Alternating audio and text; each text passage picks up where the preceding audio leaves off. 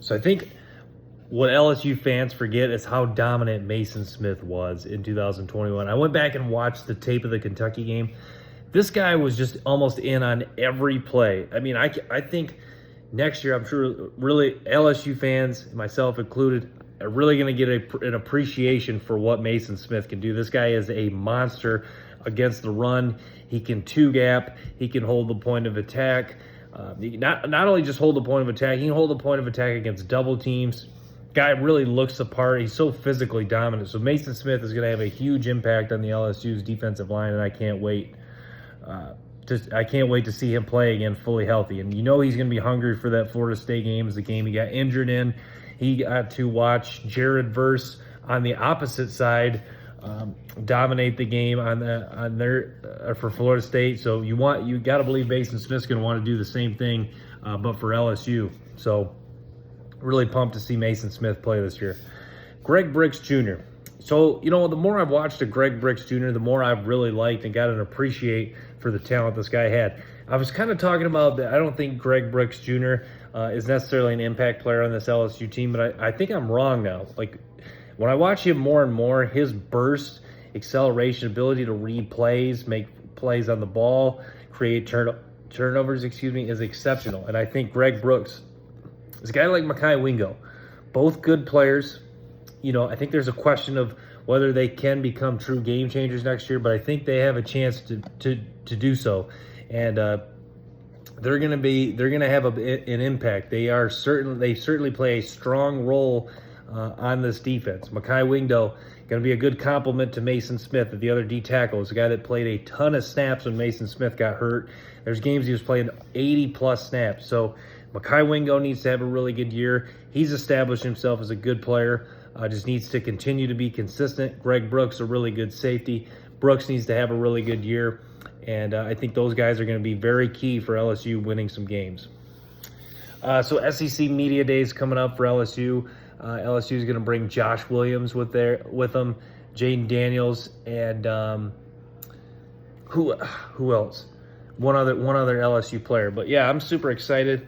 Very interested to see what questions the media has for Brian Kelly. I think probably a lot of them will be about Jaden Daniels. I wonder if they will ask him about the Heisman odds. That would be interesting to see what he has to say about that. I'm not sure how Brian Kelly would answer that. I don't know. He might just give the classic coach speak. We don't pay attention to individual, or we don't promote, individual performances, players. We're just all about, the team winning games. I'm not sure if he'd answer it that way, or if that's something he would celebrate, and that would be something that he would take as a compliment and a testament to what kind of team they have and what kind of player Jaden Daniels is going to be. So yeah, it'd be interesting to see how Brian Kelly would answer that question. Be interesting to see what Josh Williams is going to have to say. Be exciting to see what the players take. Oh, it's Mekhi Wingo. I just thought of it. Mekhi Wingo is the third player. So Josh Williams, the running back, Mekhi Wingo, and Jaden Daniels. So yeah, it's gonna be SEC Media Days. It's one of those things that I think I get a little too excited for it. It kind of just is what it is. I never was a big fan of. For a long time, I was never a big fan of the coaches answering media questions, because I thought they kind of just gave the same answer repeatedly. But every now and then they will give an interesting answer, and they will give interesting insight, and it makes the time you spend watching it worth it. So what Brian Kelly has to say,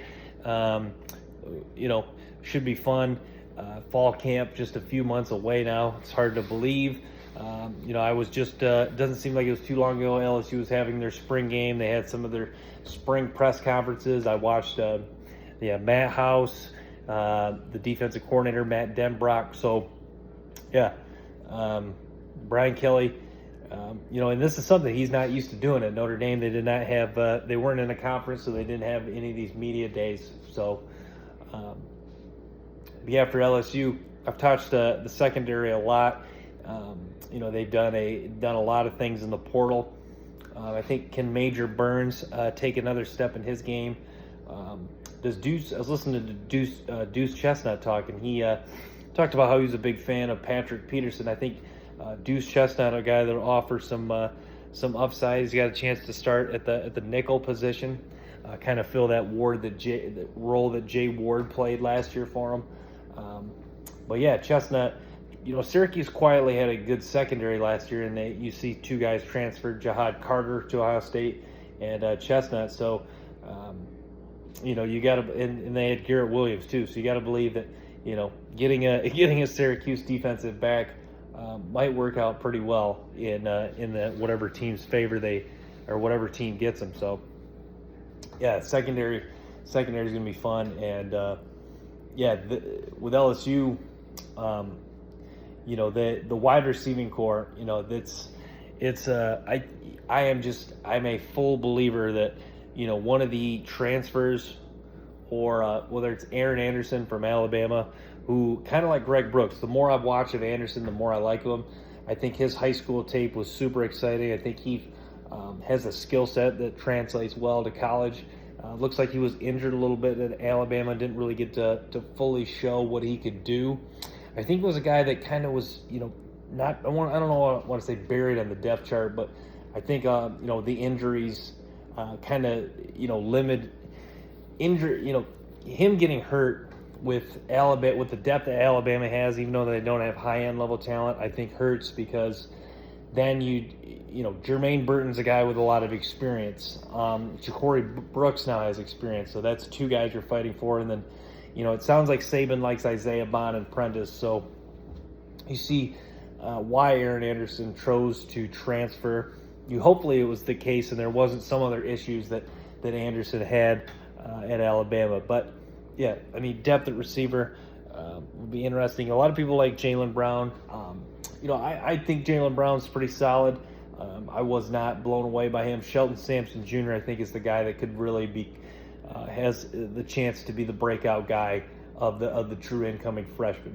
But tight end Pimpton, the one tight end's a nice player. He's a big body incoming freshman. Mac Markway, Brian Kelly even a comment on him. Markway, he's a guy that is a really good blocker, really excels in that role. So how much does he play in year one? And if so, are they going to ask him to do a lot of blocking?